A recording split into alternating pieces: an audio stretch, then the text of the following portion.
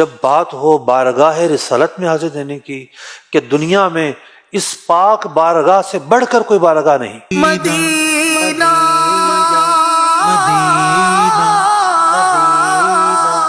تقدیس جس کی اعلیٰ.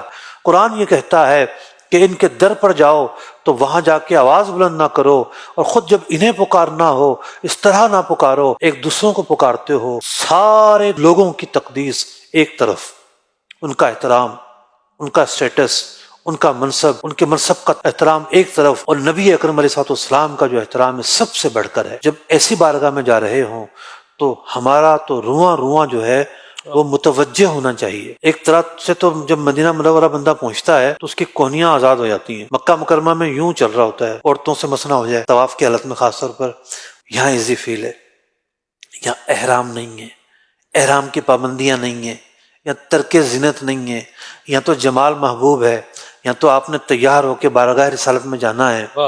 تو یہاں آسانیاں بھی ہیں، لیکن یہاں جو دل ہے اس کے لیے مشکل ہے کہ وہ کہاں ہے، اس کے اندر کتنا احترام ہے، کتنا ادب ہے.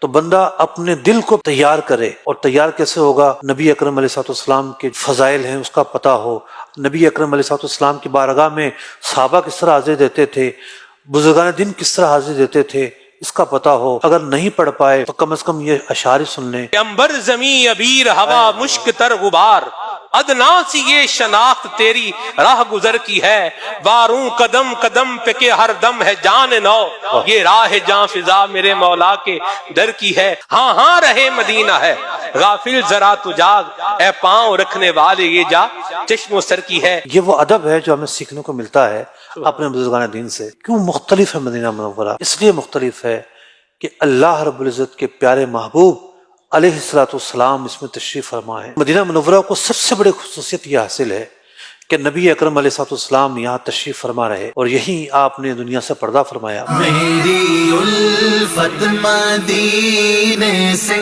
یوں ہی نہیں، میرے آقا کا روضہ مدینے میں ہے.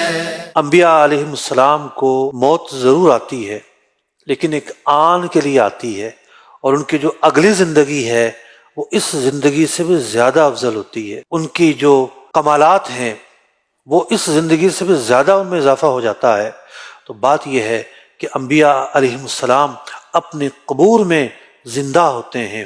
حضور اکرم علیہ السلام بھی حی ہیں، حیات ہیں، زندہ ہیں. جو ظاہر بھی آپ کی بارگاہ میں پہنچتا ہے حضور علیہ السلام اس کو ویلکم کرتے ہیں. ایک کریموں کی بارگاہ ہے، یعنی اگر میرا مہمان بھی آئے تو میں کیا اسے مرجھائے ہوئے دل سے ویلکم کروں گا؟ اگر کروں گا تو مجھے کریم نہیں کہا جائے گا، مجھے با اخلاق نہیں کہا جائے گا. حضور تو با اخلاقوں کے سردار ہیں، حضور تو سب سے بڑھ کر کریم ہیں. تو آپ کی بارگاہ میں جو زائر پہنچتا ہے وہ آپ ہی کے لیے تو مدینہ منورہ آیا ہے، اور کیا مقصد اس کے آنے کا؟ اور قصد بھی یہی کرنا چاہیے. اور زندگی میں ایک بار تو یہ قصد کرنا واجب ہے کہ صرف اور صرف قبر انور کی زیارت کے لیے جا رہا ہوں. یہ تصور باندھ کر جائے کہ میں حضور کی بارگاہ میں جا رہا ہوں. جب میں السلام علیکم ایھا النبی کہوں گا تو وہاں سے آواز آئے گی وعلیکم السلام. کچھ خوش نصیبوں کو وہ آواز سنائی دیتی ہے، کچھ کو سنائی نہیں بھی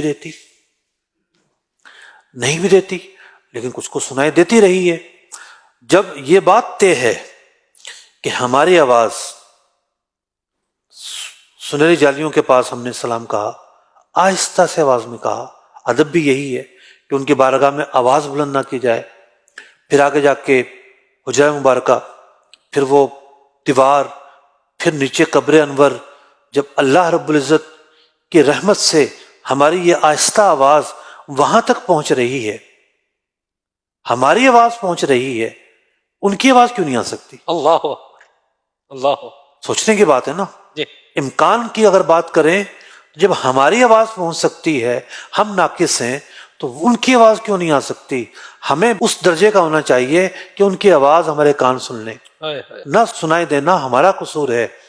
کئی بزرگان دین ہیں کہ جنہوں نے بارگاہ رسالت سے یہ آوازیں سنی ہیں